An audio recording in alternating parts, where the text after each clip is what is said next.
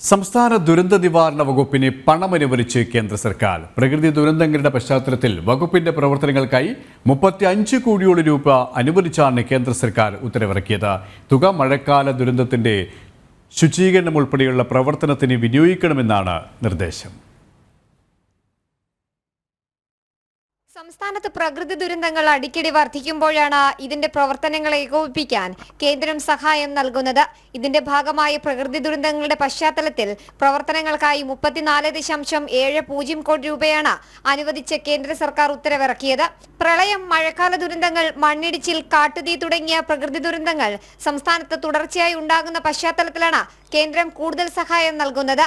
ആദ്യഘട്ടം എന്നോണമാണ് സഹായം അനുവദിച്ചിട്ടുള്ള ഉത്തരവ്. 46,20,00,000 വകയിരുത്തിയതിൽ 11,50,00,000 രൂപ സംസ്ഥാന വിഹിതമാണ്. ഇതുകൂടി ചേർത്ത് വേണം വരുന്ന വർഷത്തെ പ്രവർത്തനങ്ങൾ ഏകോപിപ്പിക്കാൻ. മുൻ വർഷങ്ങളിൽ സംസ്ഥാനത്ത് മഴക്കെടുതിയിൽ വ്യാപക നാശനഷ്ടം ഉണ്ടായ പശ്ചാത്തലവും മുന്നിൽ കണ്ടാണ് കേന്ദ്രത്തിന്റെ സഹായം. ജനം, തിരുവനന്തപുരം.